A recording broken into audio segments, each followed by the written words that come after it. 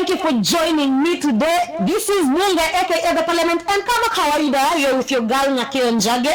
This is where we come to tell you what happened between Wednesday and today. Vipindi. Wednesday to Sunday.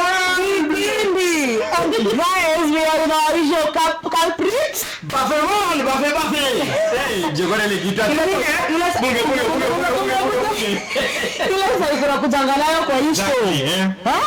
That's the energy we need. Yeah. That's the energy we need. Yeah. So, we get right into nakwambia Kenya iko na vipindi bado. Vipindi tutapenda. Now, Brian Chira's demise has been surrounded by so many theories. Okay. Kuna watu wanasema Brian Chira na kanikali wao.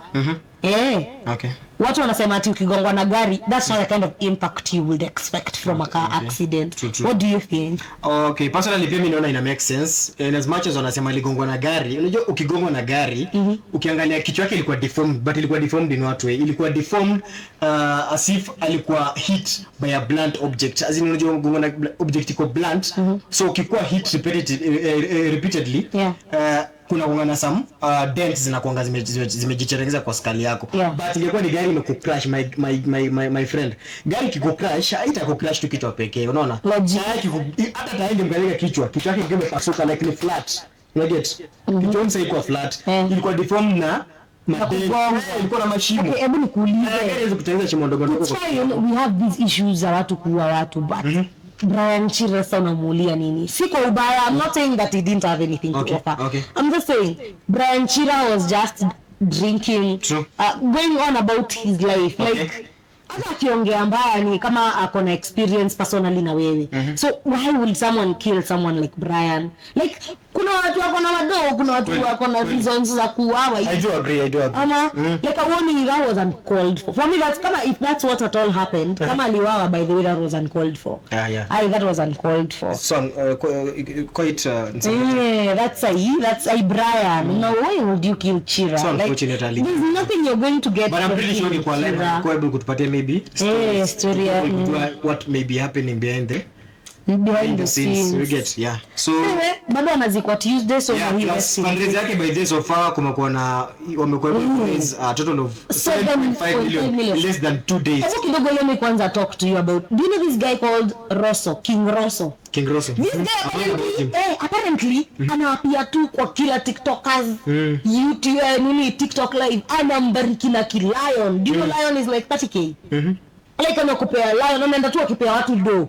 Hadi sasa kila mtu TikTok hadi sasa kila mtu TikTok ako like, hey, pesa inatoka wapi?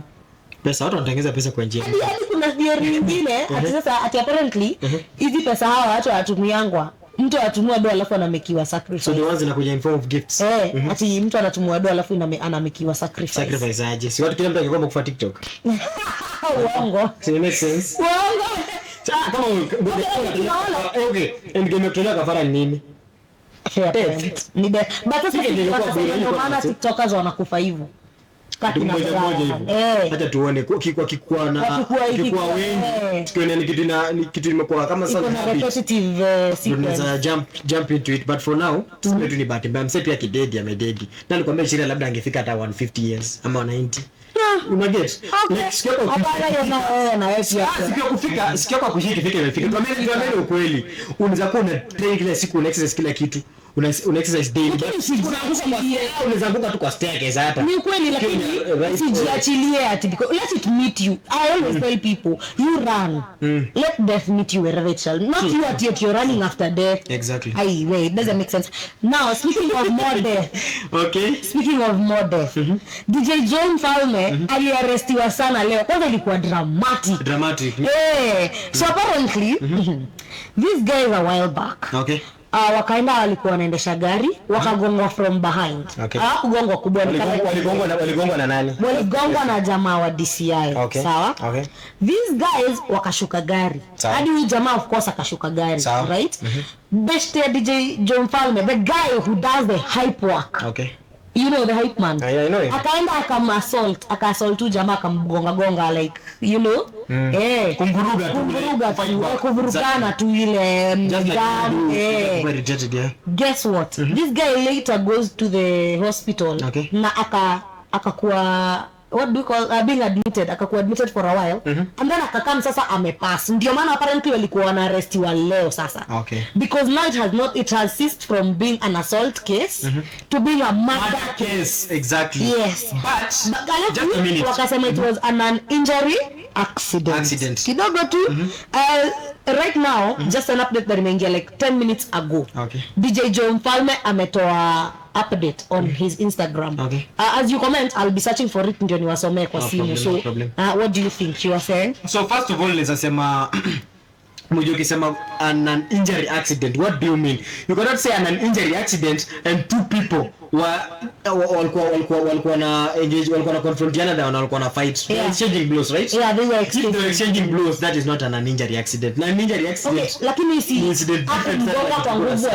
It was more like more of a brawl. A brawl, yeah. Walikuwa na fight. Yeah, if it was a man to man fight, you can't call it an injury accident. So now you cannot call it an accident and it's man against man. Sasa nani DJ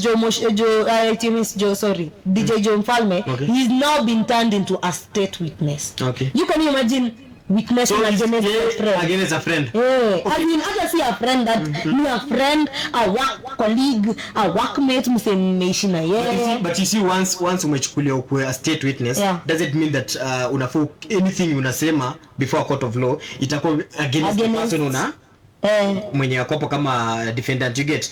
So in such cases unapata maybe anataka kupeana more information on whatever was happening. Unapata the more information anapeana itakuwa inclined side ya nani? Side ya jamaa. Exactly. Let me ask you a question though.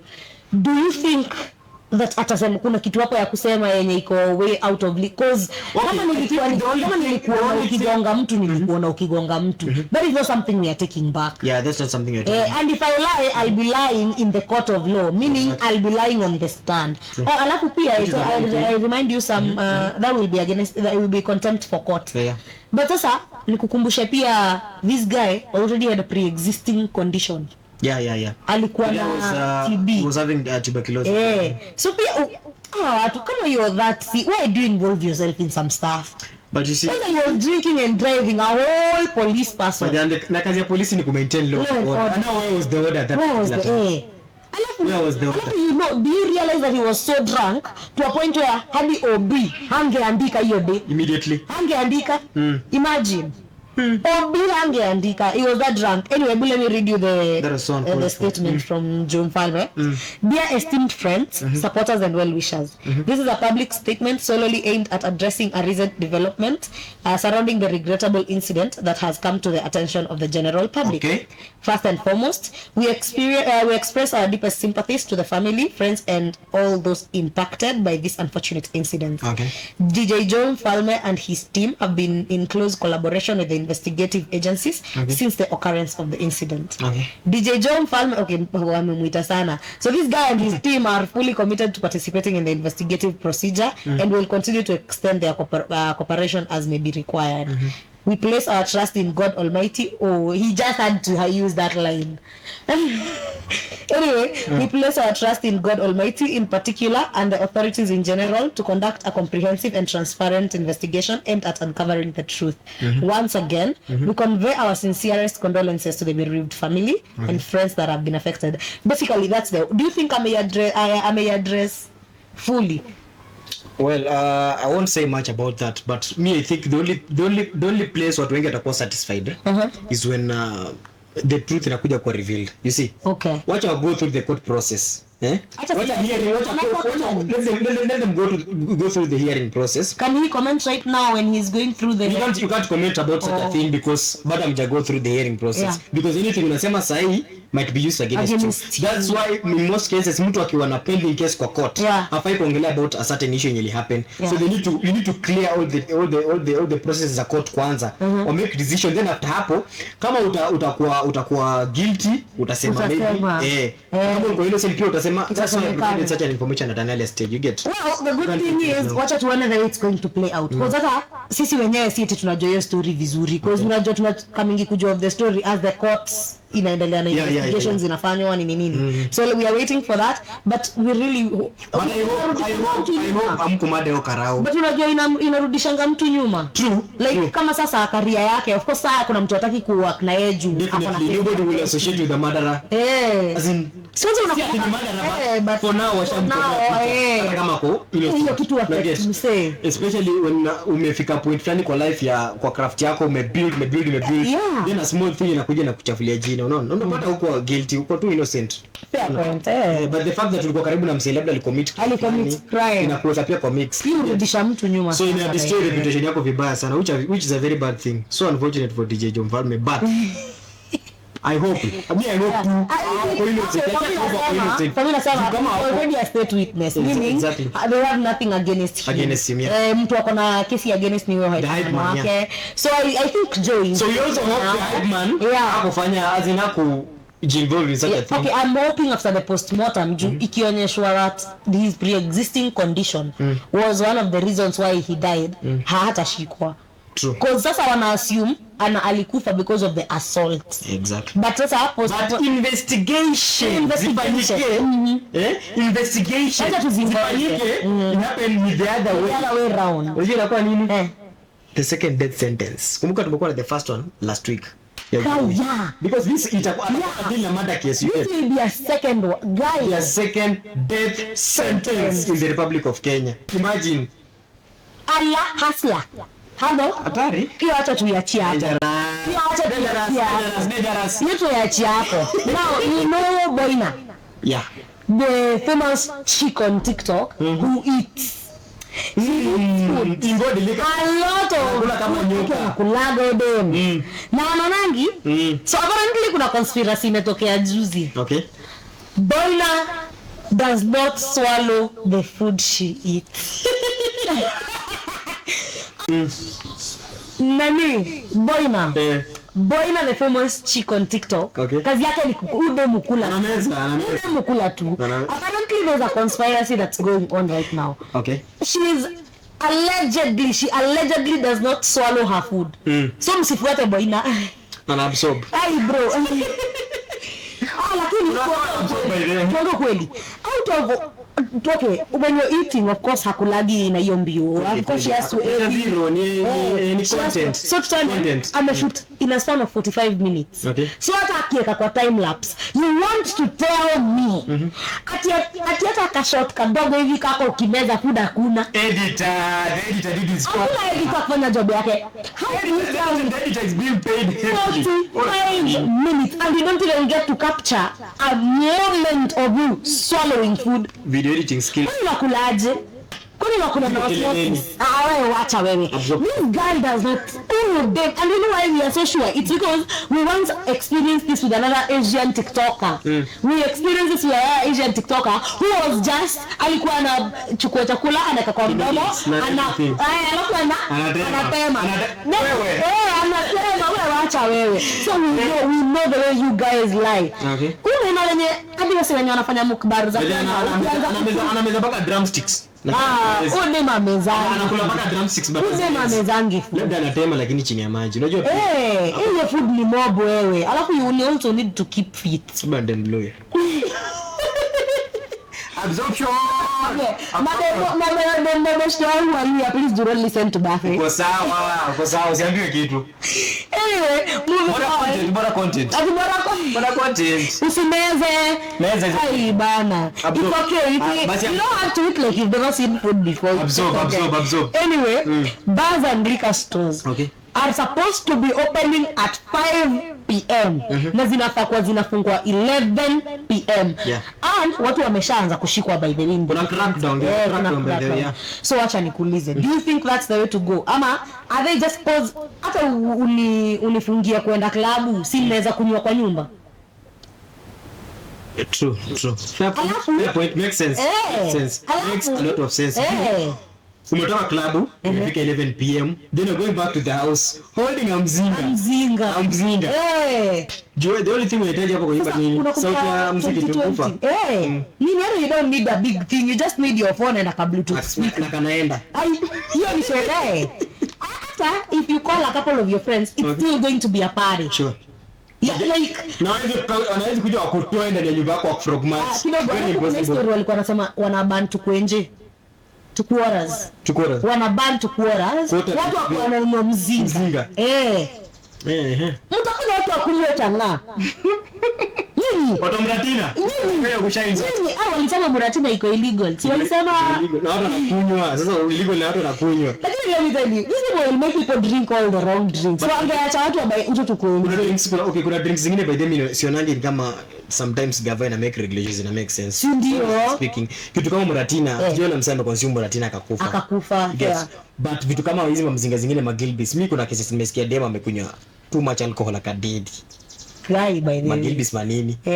Lakini sasa but mratina the only thing I think inafanya hizi ma brews as equal license ni vile the ways zinakuwa prepared. As inakunaga kitu kama lab nini, so watu wana skeptical that something can do vitu behind the scenes kwa kuja fanya nini, of which they've done that when changa lately tumeona kumekongana some women wana prepare changa huko sasa huyu, then they put the inside maviatu, pieces of clothes, pampers, you get vitu kama hizo ndio wataki ku jimaji wewe na consume pampers. Lakini let's ongea ukweli, if they go out to quarter, you know they would have continued selling regularized quarters ama sijui nitasema je wa regulate kuuza hizo quarters, but wasizitoe kwa cause wasitoe kwa kuna baadhi wanapenda tu quarter don't kunywa excess and is done ana kunywa kwa hizo vilabu mnafunga exactly hata wanaenda kunywa kwa nyumba. So I think hata kama hii ni regulation poa, I think bado cause na pia sisi tunachoma pia sometimes. Unajua ukienda kwa any club ukipita kazi asubuhi utapata watu. Ukienda kazi asubuhi unapitia club kama mimi kwenye mimi upitia kwa club 7 watu wanakunywa kwa club 7 am watu wanakunywa. And you're like what time uko na time ya kunywa 7? Okay, mimi kitu naweza sema ni hivi, unaona countries kuna countries zingine wasema kuna hizo curfews una get na pia kuna regulations zingine ziko strict in that ukipatikana uko kwa club at Saturday, hata si wewe mwenye club akipatikana amefungua at 3 am yenda anabebwa, club inatingwa, unaona, na fine kubwa inakuwa impose kwa mjamaa get. So like I think it's just pia ni poa pia tu ni initiative pia as an individual pia ujue tu consume it's good to moderate, don't overdo these things man. Don't wait for the government to set rules to control you. We know you have the money but unafanya nini club 7 yo mature up and grow up man, it's your life. Afu kuja huku kutuambia tukuchangie pale TikTok wewe. Sijui ukiamka mapema alafu unaanza kuniuliza unafanya dealings gani? Sijui vimeraruka. Kuna cirrhosis. Wewe acha wewe. Pesa tunaweza fanya nini kucheza baba? Sasa tuongelelee mtu mwingine nilisikia akiwa mannerless sana. In my opinion. Sijui kama umesikia hivi fina go around ya KRG the Don and Karoka True the wife to nani? See that Chile Miracle Baby, yeah, the wife to Miracle Baby, yeah. See that Chile is entitled. But ni wasema wamempatia watu ndio wamempatia opportunity ya kuonyesha. Let me tell you one thing, you see, okay, first of all I'd like to condone such kind of behavior because umesaidiwa na unaleta kifua. It's not a good thing. That guy the girl nani Karoka True, you need to know one thing, ukisaidiwa just be humble, tulia, wacha mambo mengi. Watu wamekusaidia, people are sacrifice, watu wako na vitu za kufanya by the way, you get, people are doing their shit bana, they never knew. I think there are no other people to help apart from you. That's all, the people in Turkana who are starving to death. People sacrificed for you. They came through for you. Even if they didn't do everything they said they would. Sometimes mtu anashinda kwa kumaliza kitu. The little you get, you do it, you know with it. There are some people wajawai pata help ya serikali kwa kidogo. Kwa kicry for over 5 years. Na tuliona kina Jago wake. Alafu kuna watu you don't want to make an enemy from. First of all, kutusijagwa, that once fed you. Man, bite a finger that. No, let me just tell her, you are mannerless and you are shameless. Now, I need people to start realizing you'd rather shut up and live in silence other than starting kuharibia watu CV in the market. Naka sijui kama you are sober, cause when nilikuangalia so you are quite high. They're giving you a hand, unaanza kumea peni. They're going to cut your own short. I'm not like. What is wrong with you? alafu you know you are not the one who was being helped. Tuanzia hapo. They are helping your man. They were helping your boyfriend. Wewe mko sasa wewe treasure hapo hivyo sasa wewe ndio Uchali yako hata akirudi he will still need them. Why? He's an artist. He's an artist. Recommend hivi kwa kuwa najua studio. KRG Ndona alikuwa amesema atamsaidia kuproduce. Amesaidia wasanii. Amesaidia wasanii wengi. Sasa nani atakubali kuwa Miracle Baby juu ya hiyo mdomo yako? Miracle Baby ana shida, amerelax. Mbona anaongea? Wewe kwa hapo unataka kuleta vitenya hivi. Unless una cloud chase na utuambii. Hiyo ni tabia mbaya. Kama ni chase, that is a very very long way of cloud chase. Ai. Tabia mbaya hiyo. Okay, hata kuingilia kwa sahi. Acha tukuhurumie juu yenyewe si ati wewe kuimport sana. Just continue going through what you're going through. But nyamaza. This So the next day. This is from that man. Just shut up kidogo. Bwana, tabia. Anyway. Kumeanza kuwaka sasa. Guess why? Waka nini na waka? So former CS of sports. We're talking about Bwana Rachid Echesa Inzuyeme. He was abducted. He was abducted. Abducted. Yes, he was abducted. By who? Let's watch that video. Okay. Sindio? Alafu, you'll tell me. Sawa, you'll tell me what you think. Okay. Msinu, mimi niko tayari kutoa pesa yote. Msinu hata nimetumana unaleta. Tafadhali. Msinu hata kama ni bilioni 1 mimi nitatafuta. Msinu mwambie Fernandez aniache. Mwambie Fernandez mimi sitaongea kwake tena. Tafadhali msinu. Mwambie Fernandez anisamee. Makosa yote nilifanya, mwambie Fernandez anisamee. Msinu watoto wangu watahangaika. Sawa. That was it. Literally. Okay. That was it. Alishikwa. Si umeona vida This is someone who has been protected. He is protected by the state. This is a guy that is protected by the state. And this is how can he be abducted at first? Sasa si ndio nataka kupea story. This week. Nakwambia hivyo jeri inashika hata speech. Sema. Dramatic. Earlier this week, an image of the nude Kakamega governor. And when I mean nude Kakamega governor, I'm talking about alikuwa uchi. Kena bro hata ana guys na uko uchi. Lakini sawa. So, Fernandez Barasa. Do you know him? So he was standing in a room with a wizard. So which name? With a wizard. Now, your picture, it has gone viral. So the person who was suspected to leak that photo was the wizard because apparently he had done wizardry. He had done witchcraft on him for him to win the elections. Na akawin. Yeah, he won. Sasa issue ilikuwa very simple. Okay. Alikuwa anakaa extort sasa Fernandez. So the guy alifika point akasema I'm going to do this. Hata like amespend over 200M bro. Ndio kama sasa hata alichoka sana because 200M. Unajua 200M iko worth kufanya kazi gani? I know, but I'm telling you, he had already extorted him to that point here, like 200. Bado alikuwa insist anataka. Sasa alikuwa anataka mansion. He wanted more. He wanted a mansion. Yes.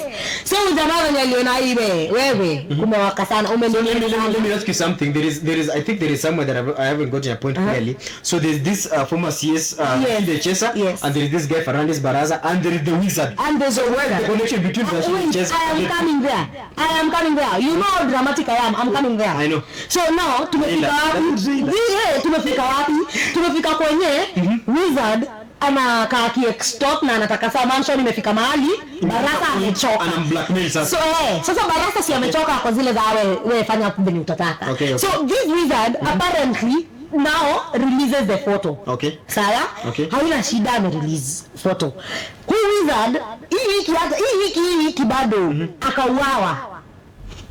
Tuanze tu hapo. Okay. Akauawa. Nani? Hatuko. Wacha usinieke box.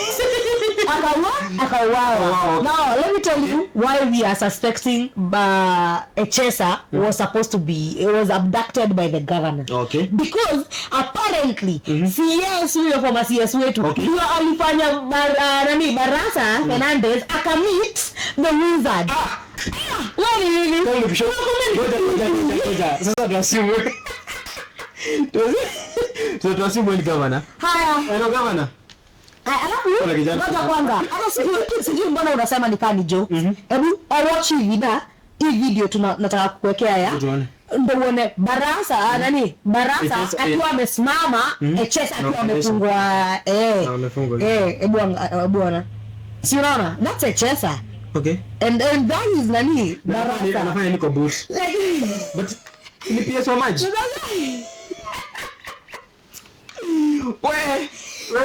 That's the story. Story ni eti governor ndo ako on top of all this. Okay. Wawili Barasa and the wizard walikasirisha mdosi. Barasa and the CS walikasirisha. The CS and the wizard walikasirisha governor. Okay. Sasa it's time for governor. Payback time. Actually payback time. So hata ni kule.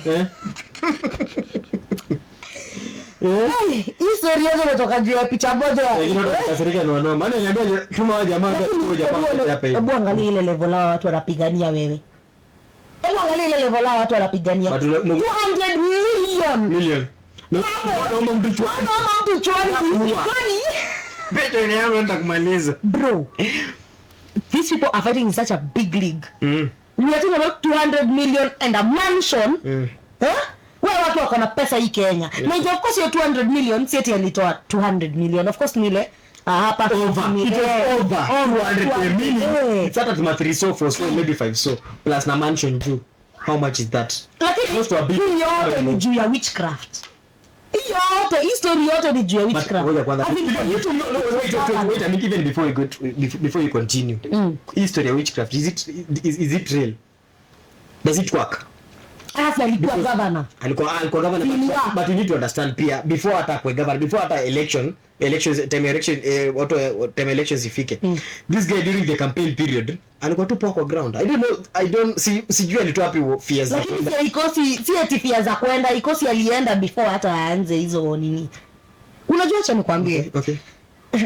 Na mbona uende na ground ishakubali either way. Actually one of the things I'll say which is so true if you look at it from my perspective. Okay. Let me tell you something. Unaona religion and witchcraft, it does not work because it's legit. It works because in your head you convinced yourself in your head it's working. Sema tu ni una supply positive energy all around yourself. For example, nienda kanisa leo. Mind game. For example, nienda kanisa leo niambie pastor sasa naweza taka uniombee nipate Bwana. Alafu ni faint. Ninasema tu. Okay. Nienda kanisa niambie pastor hapo in secret aniombee nipate Bwana. Alafu akiniombea nianguke. So hata nikupatie example. So when I start going outside, I will start nitaanza kuona niliombewa. Okay, so ni kama ni kujiconvince. Ni the same way during the First World War. Hitler was a soldier. Alikuwa na serve kwa military. So during the First World War, Hitler kulikuwa na time ya kulikuwa na trench warfare. Sijui trench warfare man nini. Kulikuwa na explosion akiwa na karibu na his fellow soldiers, you get. So other soldiers walikufa but yeye hakufa. So the only thing that will affect Hitler ni your explosion will affect blindness ya Hitler. And so Hitler akaenda kwa hospitali kaa zote hakuwa able kukua healed, but he went to kuna umsa anagalanga sema acho ni optician ama optician. But optician alikuwa na some so alikuwa anajua kucheza hizo mind games. Aniambia Hitler, I have a candle with me.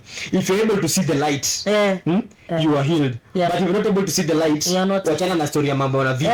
So Hitler actually said, I must be able to see the light. And he was suffering from what we call hysterical blindness. You get? So I think Hitler before akutana na umse amwambie look at the candle, if you see the light. So you are telling me about the World War and the belief. We were talking about witchcraft. Story is witchcraft. Ulikuwa niambia Hitler hakuwa anaona mpaka akaambiwa aonyeshe. Exactly. So the reason as to why unaona Hitler alifika mpaka kwa some point in life akakuja akakuwa president ni because alikuwa able to believe in whatever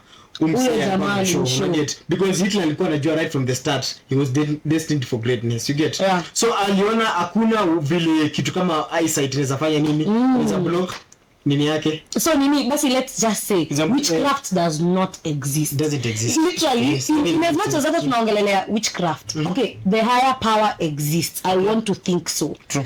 But pia kuna vitu tunaamini sana, religion and doctrine, vitu hazi exist. Exactly. They only exist, they work because you convince yourself fully in your mind. Unaanza na kujiconvince unajiambia kama basi unaona ukisimama every day ujiambie I am blessed. It is not because it's written in the Bible. You will be blessed. The kind of energy exactly. You are believing in something and you're convincing yourself. It's a conviction. Exactly. So you naamini anyway that will happen. So what do you think about a whole governor using more than 200 million Kenyan shillings? Now I get to provide job opportunities, but if pesa ako willing to lose it to a wizard. Well, first of all, to me I'll simply say that's a very dumb move. Yeah, considering that ni mtu ako in a leadership position anafaa kuserve what in that office, it's a very very dumb move, and I think let it be a lesson to anybody mwenye anafikiria vitu zitafanyika maybe because of witchcraft or something of that, you get. So it reaches a point in life pia kuna vitu zingine nafaa pia kuna with the kind of experience umepata tangu since your childhood mpaka point umefika you're a mature man. Kuna ufai ku fall into some traps. Si ndio? Just say something. Ufai kuingia kwa achane na boy achane na dem ataenda kwa mganga na dem amrudie, ama dem achane na boy aende kwa mganga ndo boy amrudie. Difficult. Hata kama uombe tu kwa mganga kupata the perfect love partner utaipata kitu kama hiyo kutoka uganga. For me it's can't you be ashamed of yourselves? Kuna vitu hadi ukifanya you don't even tell people loudly you do them. Okay. Unazifanya tu chini ya maji na huko nyuma. Like story of witchcraft surely.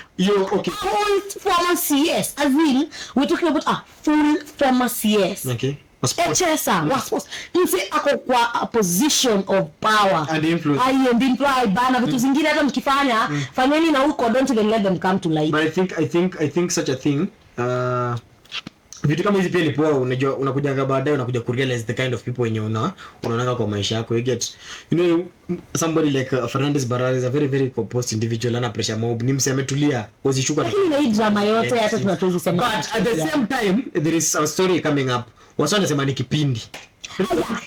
Reason for example ni kidnap, mbona nikuchukua video. Exactly. Sisi tuliweka hapo hiyo video ya nani? Exactly. Mbona ukidnap abduct mtu na unachukua video na paka inakuwa displayed kwa video. Mimi wewe ukituma uni abduct, sidhani utakuwa na hiyo time kuchukua video because mama kuogopa. Nishiko mbona unapiga deal na msee. Capture wewe tu execute msambo umcapture. But I don't really get the reason. I don't get a solid reason as to why you should bring to public such kind of energy. I feel like brought to public mbona let's now like kama ni billion lipuka or something they should whatever sort it. So inaweza kuwa ni kipindi anyway. There is a statement ilitolewa, you get. Fernandez Barara alienda kuandika statement kwa police station kwa police I reported the mganga amesema something tutawawekea hiyo nini hapo kwa screen, ndio angalia ndio hiyo. So acha nikwambie, for me it's the thought that these guys are in places of power. They are in places to help young people get jobs. Hiyo pesa, imagine hiyo pesa 200 million vitu unaweza fanya. Ni watu wangapi unaweza create ya jobs? Ama tujasema utupe bure. Tunasemaje? Mbona usifungue kampuni basi tuajiri? We're not saying atitupe bure. We don't want at zile lions za TikTok. We're just saying you're in such a position of power. Please think. Wacha hii pesa, fungua kampuni, ajiri watu wadogo. Plus pia these people you employ, they are going to work for you anyway, so they hakuna haja ya mganga. Hii kitu ni nini? Usiamini kwa uganga, especially mtu ana dogo kama huyu. Gani kwa maisha unataka kuona through mganga? Like kuna watu over 200 them and you're still going back. Na alafu huyu mganga alikuwa na audacity, now that he's dead. Alikuwa na audacity. How do you even ask for a mansion on top of the money you've been extorting? Aliwaliza 200 plus, meaning it's ukisema over na kama alikuwa ametisha mansion, but mbona asitishe? Mbona sikuwa entitled if you're stupid enough to follow what he's saying? Kama mjiamini, believe in yourself, go out there, piga campaign. Kina Jalango alijiamini. True. Si ndio? Mseka Jalango by the way ni kujiamini. Lele ndapo tu na favor ya God. So you don't have to. Kina Babu Owino kwani walichaguliwa mbona? You don't have to jitume to grow. Jitume kuwa na content. And make sure you're intentional in whatever you're doing and you're honest. I mean, you're already rich, so you have the resources to win whether you like it or not. As in, hata ukaenda ukapigana na hawa wase wengine, manze, they can't be as rich as you. Anyway, now that we have covered that, we're going on a short break and we will be right back immediately after this to share so much that we need to talk to you about. See you in a few. Well. Alright, welcome back people. This is Bungee na kama kawaida you're with your girl Nyakeo Njage and your dude.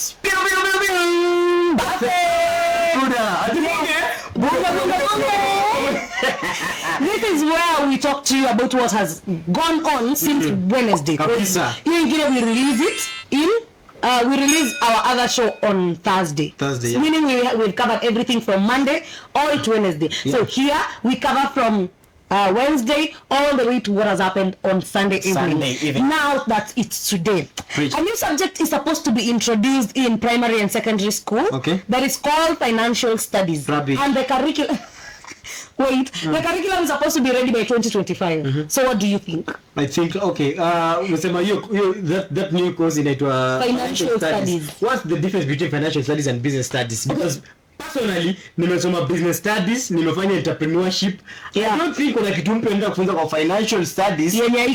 Kwa business studies. Nini unafunza money and banking kwa business studies? Apana, okay. The reason let me talk to you about the reason being. Tell me. Walikuwa wanasema after we finish campus ama high school ama wherever you for whatever life brings you, ukishafika hapo, most of us are very unable to take care of our finances because hatukufunzwa how to take care of our finances. Either way, I think tulifunzwa, especially in business studies, tulifunzwa. What we do though is take things lightly, because tulifunzwa commission in business studies. Tukafunzwa how to so I think wanaongelea how to start an investment. So financial literacy and business very important. But sasa mimi naona ni kama wanaoverwork watoto wetu because there are already so many classes that hao watoto wanadinga. Unaona hata ule mtoto anatoka pale class 1 anatoka na bag bana imembeba.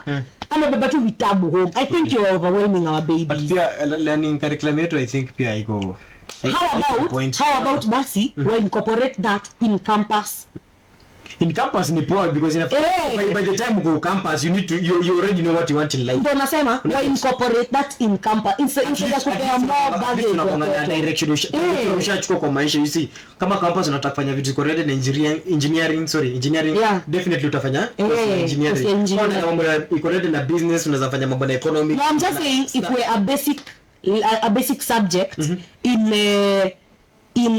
iko basic subject in campus, like ukiingia tu hivi si kuna zile unafanyanga English kama mimi when I was at Besta I did even Bible, it was a requirement. I did something we called Rex Muslim studies. So those are basic. I even did physics by the way. Na tukapita. So I'm saying iko incorporated in campus as a basic subject because in campus mtu ana workload mingi hivyo. Workload kuja hapo ukiingia third year. So in the meantime as long as una attend to class unapita.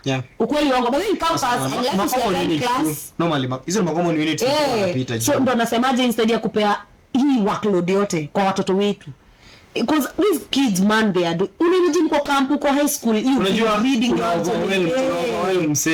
giving me the information ataanza ku cram instead ya elewe at the same time participate kwa curriculum activities. So much pressure on the children mpaka unashangaa hata sasa atafanya nini. Even because hata the reason why this story is paining for me it's because the people mnapea easy kazi in campus ukiwapea it's easier because wanapata ngali time ya kulala. It's freestyle as campus ni msee pia ni mkubwa by the time ya shughuli zingine anajua have something to do pia kando na get at least on the set your time. Ndio mtoto yake mdogo namletea vitu kama hizi mpenye nijua hizi program mzee mtoi bado ana grow anataka kwa program kufanya kitu fulani na anataka guidance you get you cannot just take a child and ambia nataka kuintroduce hii so unafanya hii unaambia nataka kuintroduce kitu are you okay with it kwani wafanye nini wajaribu on top of everything inafaa kuna period ya kufanya testing you cannot just introduce something unasema we just change the curriculum. Don't forget we just changed the curriculum from 844 to CBC. We just changed the curriculum man. Curriculum based competence. To change curriculum to alafu unataka kuongeza more. They don't even understand the one that's already in place you want to add on to the workload. Me pia niko for hapana. Let's introduce it maybe in campus. Now speaking of campus. Speaking of campus. Okay. Guess who is about to start being jailed? Who? Baba yako. Kama unachukua help. If you ever picked if you ever picked the loan inaitangwa help ya kusoma campus. As long as you pick that loan na haulipi, your guarantor is going to be fungwad. So my dad, my mom, anybody is going to be jailed. For something that I did. No, I need you to understand. As long as umemaliza campus na bado una job, reason ulipi hiyo help ni juu you don't have a job. Number 1 kwanza kitu ni upuzi. Nasema the reason na story nasema ni upuzi ni hauwezi enda kushika guarantors wa watu na hao wase bado wako under the guarantor scale. Unajua kuna wase okay, siko ubaya kila mtu ana time yake. Kuna wase wanapata job. Kuna wase bado wanasoma, kuna wase bado wanasaidiwa bado na wao guarantor na wazazi, unajua. Wase bado na wao lakini hawajapata ile kazi stable. To pay back the money. Mimi nizambia the people who are the offices ya higher education laws board. I'll simply tell them but muache ku make decisions zingine za upuzi. Kaeni chini kabla make decision, make sure umefanya consultation. Unaona? Usijipige kifua unachukua mzazi wa mtu unataka kumjail because mtoto wake aliitisha nini? Unataka kujail mzazi. Kijana ana hustle the whole day apate job. Si ndio? Na anatoa pesa kwa mzee wake. Mzee wake unataka kumsikia kuna interview, sawa shika fare. Unasikia unataka kukula, sawa shika food. So huyu mzee yako under their guarantor. You take away this guarantor. This guy goes back to sharks and not knowing where to start. Umesaidia nani? Hiyo masomo ulilipia basi na help imesaidia aje? Because you're not even following your career. Ngoja. Sasa akikushika na okay, ashike mzazi wako. Kwa sure anajua utalipa. Okay, haina shida cause utanganga na utoe mzazi wako ndani. Anashika wazazi ndio. Wapeleke wapi? Anashika convert into money. Na masomo uje iko kwa akili yangu as you speak. Unless anashika convert into money. Na hizo masomo yangu iko kwa akili. I'm already done. So nafaa kuona the fruits of my education but I will pay job. So nangangana but my parents wananisaidia. Wao unachagua kujail mzai mwenye anisaidia kugetia job ya dream yako. Kwa patient kama unapea mtu pesa awalipe baadaye kueni pesa. Sio na complain. Unapea watu pesa. You expect your pesa leo wapi? Sio ndio help ni tax zetu. Ni tax zetu by the way. Mbona mnajail? You're jailing us and you're paying taxes for you to give us guarantors. Unajua guarantors itakusaidia aje? Utaconvert aje guarantors? Mimi naona kama help haifai kuwa loan, inafaa kuwa grant. Ni grant, inafaa kuwa grant. Ndio jina loan, unakusaidia sana. Wewe acha wewe. Mbona acheni hiyo panganga? Acheni. Si kila mtu wenyewe mnasomesha mnapea hata kazi. Haya acheni bana, acheni. Haya now. Speaking of parents, some parents are just gaga. Museveni, the president from Uganda, the only president who has lived to be voted for even when people don't want him. Apparently, he has appointed his son as the head of military in Uganda. Head of jamaa anaongea venye anataka. Juzi uliona kujaribu wake. Juzi unakumbuka kitu ambia anatuma mali Nairobi. Zinakuja take over in Nairobi. Tulimwambia tumtumia genge tu wangapi? Watu wise. Piga genge hapo Kimathi Street. Tunakutumia genge tu bro. Hata nikwambie sisi hata tuwezi tuma educated policemen. We can't even send our military why to deal with Ugandans. Kigenje. We cannot send our military yao ni mababazu. Tunatumia Rongrende. Tunatumia kina wanaitangwa aje watu? Hiyo Rongrende hao watu. Kina scam kardinali. Tunatumia scam kardinali wawili bro. Wawili tu. Badala nyinyi property. Wanaingia na wanainfiltrate. Wanainfiltrate palace na wanalala. Uganda by the bro unapata magari. Uganda FOCI imekuwa introduce juzi. Hawajakuwa na infantry watu ndio na mamgomba za ndizi kwa mkono. Kuna kitu bure. But let me tell you something, Uganda, don't even try us. This guy better behave himself. Uja mbona chagua. Alafu let's talk about the bright is very future. You did not. Museveni. I know you did not. The bright is very future. I know. Wait. Okay. So, unafikiria nini historia? Okay, just the other day. Hapa kwetu Kenya, Ruto aliappoint Shalin as the ambassador of blood bank. Donation of institutions. So what do you think na historia nepotism? Inafuka mali na kwa too much. Nepotism ni kitu iko Kenya, ni habit. Ni amanga wa people part of us. So ni gonje nyingine ndio deal nayo. Msema mnafaa kuwa na kitu inaitwa. Msema tu ni kama kunafaa tuko na revolution. Wow. Danganya. Kuna vitu zingine ni ugonjwa imeshika Kenya, unaget. Kuna vitu zingine ama kuna vitu zingine zikifanyika like ni ngumu control. Hata wewe nikuulize, is it bad kupewa kazi like kama unaweza nisaidia na nakujua si okay.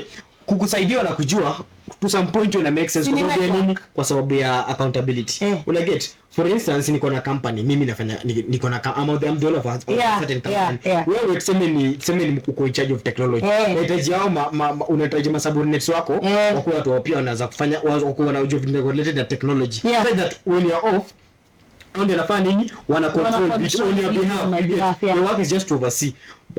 So the only person who unajua unza leta mtu mwenye labda unajua na yeye a stranger from maybe Ethiopia mawapi msijoni na yeye ujue habit zake so lazima inakonga decision pia poa sababu sometimes watu wako na fear sana so msana prefer chukue msana juana na in case of anything kuna accountability partner you get so to some point it makes sense but kuna jobs zingine wanapeanga watu fulani na which tawataja but tumeona nikifanyika zenye our deserve plus hao wako competent enough unajua kupea msee kazi na kwenda qualified unaona but anyway I don't think this guy deserves this job especially he's so loose in the mouth ukitafuta mtu wa military bro head of military anafaa kuwa mtu compose si unaona ngadi wa wetu wa Kenya compose msee unajua kweli unaona ngadi first time unawajua wanakuwa sworn in exactly and in most cases you'll get the people who are in charge of a very serious groups kama KDF amekuwa kwa service unaona kuna politics zenye wana exude you get resilience as in kutulia they are humble you get they don't even have the people usually lead the most aggressive men are very humble very relaxed calm they don't give a madman your position na wanasema like this guy is a madman sio ubaya the way he talks at the fact that anafungua tu mdomo kusema anything on Twitter that is showing you this is not someone who needs to be like someone who can make a very bad decisions anasema let me declare war juu ya anger because of anger by the way that was not a good choice yeye inaweza tuambia huyo mtoi wake that's not a good choice watu wa military hebu tuongelelee mtu tunapenda sana sijui kama tunampenda ama tuko na mixed feelings but apparently the only CS I think mwenye anafanya kazi Kenya mwenye at least ana show up Kithure Kindiki yes I think he's the only one so you could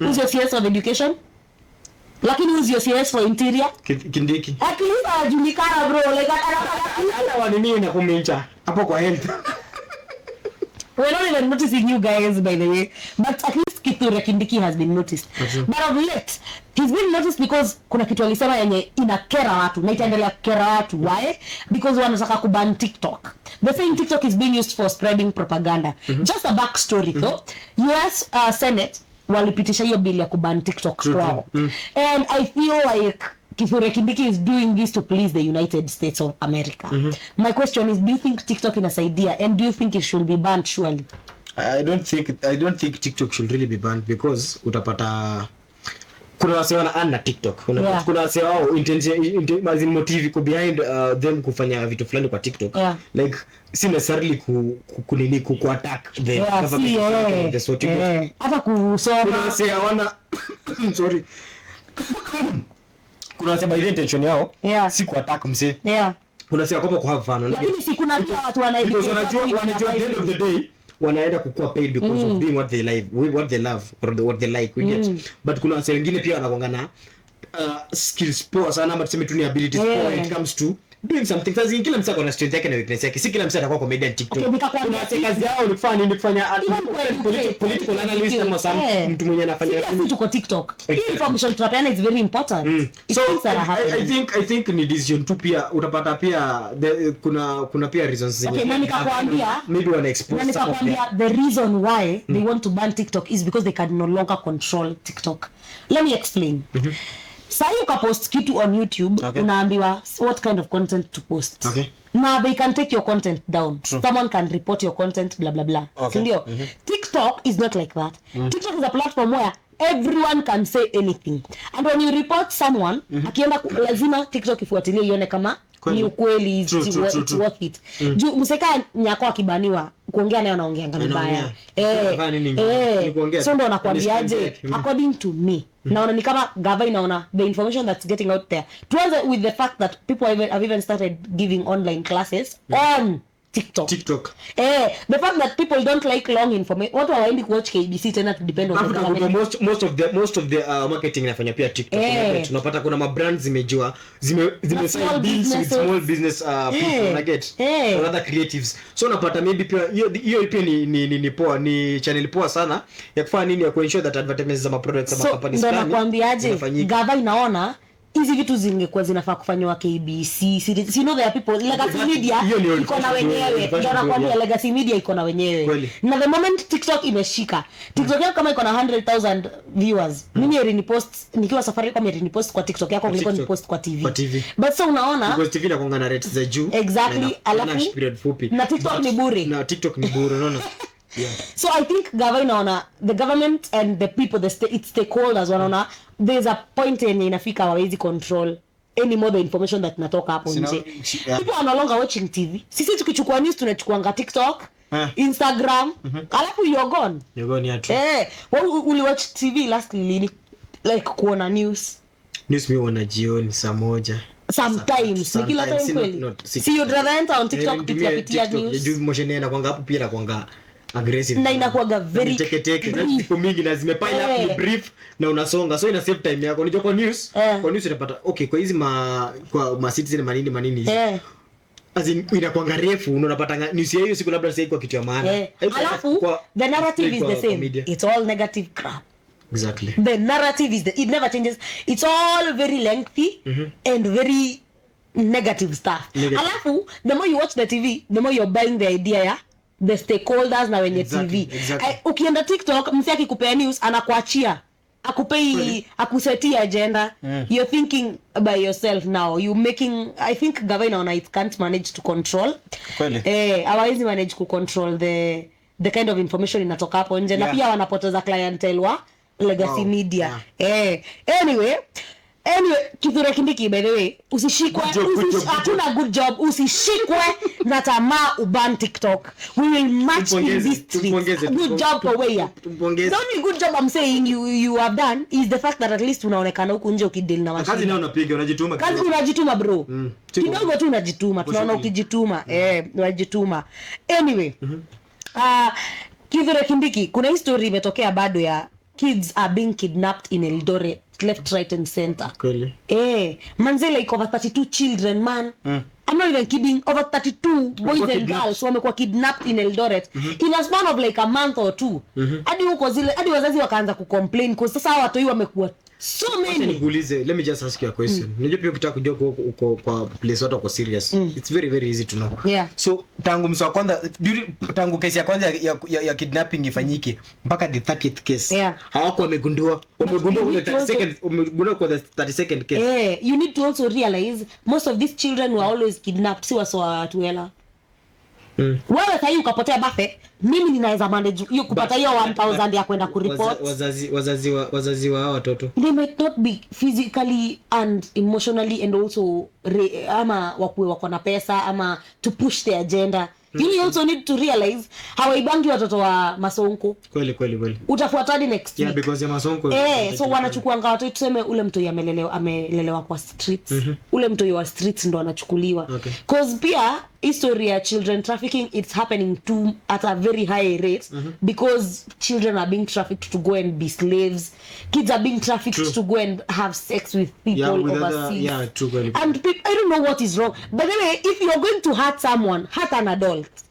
Not achaneni na watoto. Acheni watoto bana waishi vizuri. Who raised you? Hey. Manze, people are handling children out here. People are so evil. Very evil. Like, no matter what you do, just leave kids alone. Like, if it's sex, search for women. Adult women are giving that thing for free. For free. Others for money, but very cheap. For free. Okay, mi sijui. Sijui ndio mnanunuanga. Musical. How did you know? It's very cheap because wamesimama.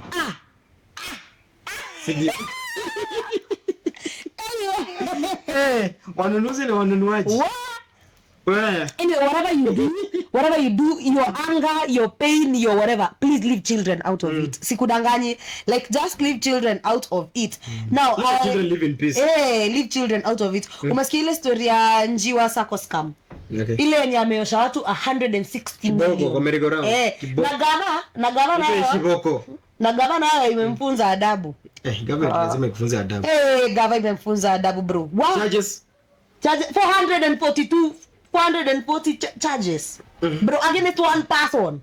Huyu hata atoki leo. Hizi toka leo bana. Unless mtuma pia ako pia ndani ya hiyo serikali. Charges zimepaila. Akona over 400 I think and something charges. Akona 442 charges. Yes. Just to confirm akona 400. But mimi tunaweza ngombe ni moja tu. Kazi kwako bro. Je, tuwezi ongelea sana. Anaweza pia kujitoa na tushangaze. Si akona 160M. Unajua ukienda sasa ukitafuta hiyo pesa, uni msi akona akili. Akona capacity na akili. Msi hiyo pesa uipati, ishaoshwa. Imeoshwa. Like kiplani ishaoshwa. So hata mkaambiwa arudishe. Ni ile ashikwe ama kwa tu kesi kubwa. Like itamkula tu pole pole. Mpaka hizo 160 ziishe. But in the end of the day, unaona bado 160 ni pesa mingi, si kidogo. Lakini 160 si pesa kidogo. 160 mics. 160 mics. Wewe si unacheza wewe. Kuna mchezo hii tunaongea hizi 160 tunatafuta 160 views. Yeye ana 160 million. By the way, can you subscribe to our channel bana? Reviews imenigusa bana. Imenigusa Venakava. By the way, subscribe to our channel. Alafu pia let's learn to talk hapo kwa comment section. Engagement. At the end of the day, we really need to know what you guys are thinking. Yeah. We really need to know if we are on the same page. Yeah. Now let's move on softly to something I really like. Diana Maro anapeangwa na Bahati monthly allowance ya 1 million Kenyan shillings. Bullshit. Si alikuwa anamuitisha anapeangwa anasema ni kidogo sana. That is a white lie. Alikuwa anaambia bwanake ni kidogo sana. Amuongeze hata at least ifike 1.25. Ati 1 per month. Apatia zuu. Si the wife? Kama nani? Monthly wife allowance. Wifely allowance. Yeah, but well, lakini she does a good job with the kids and when Bahati is working. Responsibility yake. Said she does a good job. It's her responsibility to do so. Hakuna siku there. It's a good job. Lazima appreciate. Okay, it's a good job. It's a good job, but it's a responsibility. As much as una do podcast, wezitaka nikikwambia that was a good job. See, you like it when I say we've done a good job today. But it's our responsibility. Parenting is not about podcasting. Parenting and podcasting are two different things. Do you know the way being a mom or being a dad is such an underrated job? We don't even say thank you to those people. It's not underrated. When was the last time you told your father thank you for being a good father? 5 minutes ago. One go! 50. Wangeangi na baba yako. Wewe kwani wewe baba? Mimi ni bibi yake. Kasike vibaya huko kwenu. Speaking of husbands. Nimesema 5 minutes ago nikakausha kichwa, unanipeleka wapi hakuna? Speaking of husbands. Speaking of husbands. Footballer Gerene Njita is shocked to learn that after 16 years of marriage, he has been raising 2 twins. Yani 2 kids, twins, wenye sio wake. Kafukuswi.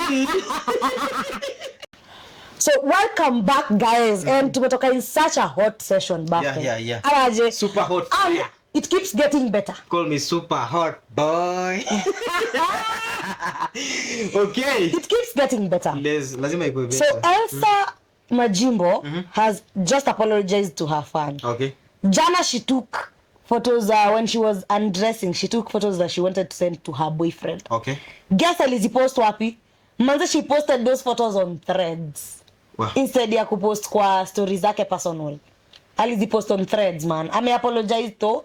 Amesema it was a mistake. And big I think mistake, we made, but it's okay. Mistake. I think it's okay pia. Maybe she was nervous. Maybe she was nervous or something. Because unapata sasa kwa tumia boyfriend yake. Lakini historia kutumia ma boyfriend ni watu hawajaacha. Na yet after mmekosana you're being exposed left, right and center. Sijui. By the sielewi, I don't understand. But I think your time bado unaona time uko in love na mse. Let me acha sana kufunza kitu. There is something we call the halo effect. You get? Okay. So unasema Buffet, so kuna Buffet wili, kuna Buffet na Buffet 2. Buffet is a short, rich and cruel guy. Okay. But Buffet 2 is a cruel, rich and short guy. You'll realize that Buffet 2 ataonekana kwa mtu mbaya because cruel imekuja ya kwanza. Yeah. So that portrays the rest of the characters ya Buffet. Okay. But the first one tumesema Buffet is short, rich but cruel. Yeah. But Buffet 2 is cruel, rich but short. So Buffet 2 atapia kwa mbaya kuliko Buffet 1 because tumazana the bad reputation. You get? So that's the halo effect. So utapata kwa relationship the image, the kind of story na kwanga tumeform kwa kichwa yetu tukutana na mtu wetu the love at first, yensemanga love at first sight. So the first image na portray ama the first story na form about the person to meet kwa life yetu mara ya kwanza. Huwa inafanya akili yetu inafanya for more stories the good parts za umse. In as much as utapata labda ni msichana kwanga na vitu zenye zinakubo, but unapata the first impression ulipata kwake inafanya ngono overlook the other small red flags for relationship. Well, maybe so when it comes to women and dressing on camera, bro, hide your face. Hide your face, oh. Huh? Hide your face, my friend. Hide your face. Now, speaking of nudes. Okay.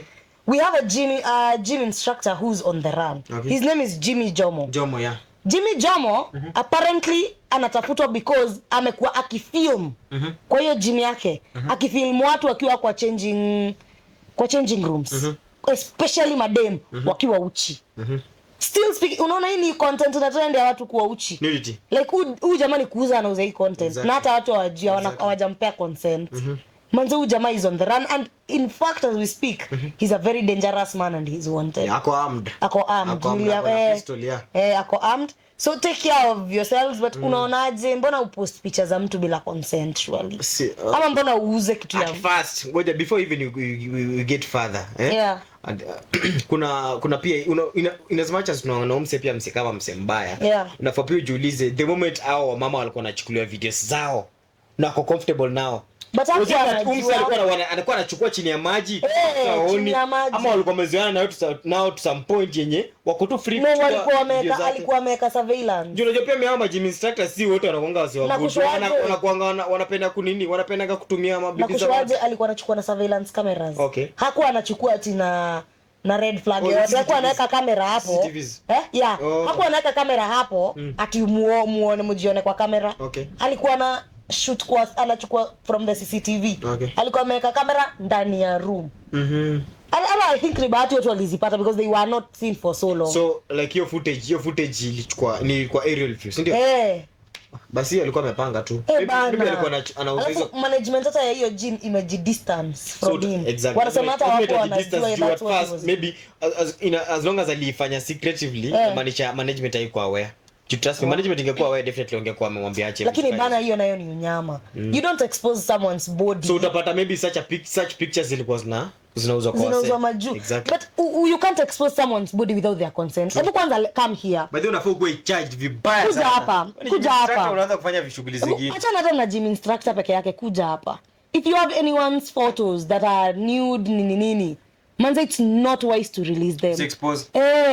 Because man, these people have a reputation to maintain. You're ruining their reputation. Also, these people don't even know where their photos are being sold. Plus pia uki-expose wife ya msee akiwa uchi, kuna bwana pia home. Bana.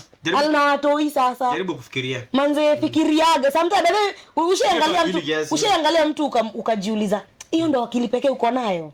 Puzi. Juka huyu yeye ndo akili pekee alikuwa nayo surely. Ama kuna ingine mahali storage. Okay. Labda alikuwa na akili ya kutafuta pesa kwa hiyo njia, but hiyo njia tena haiwezi. Haiwezi. Hiyo si njia poa.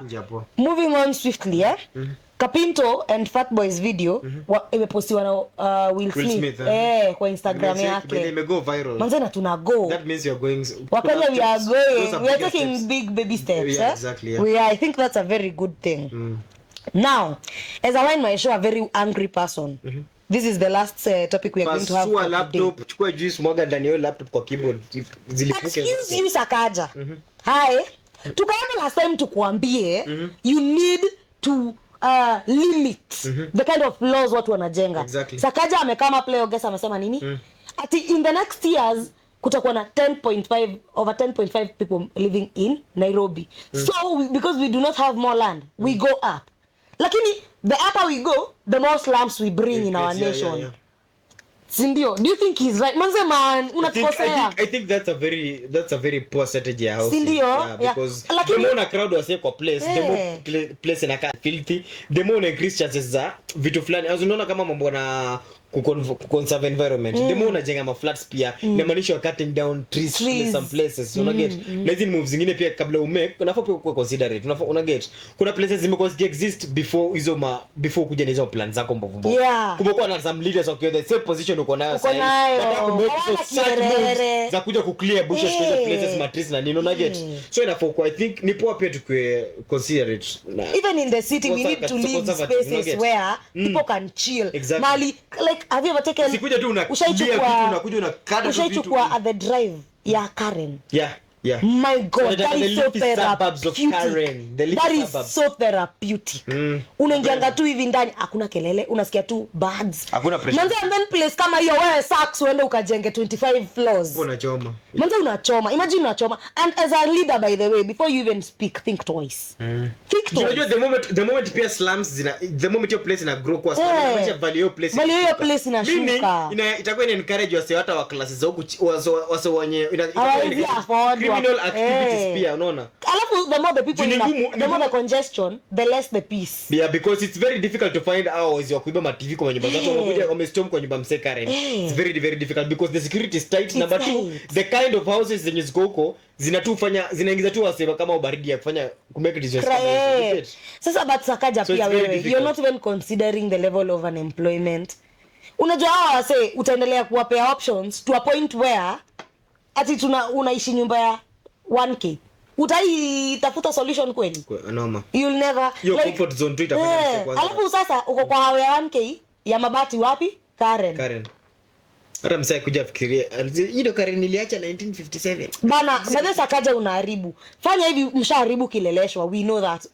But msiguze Karen.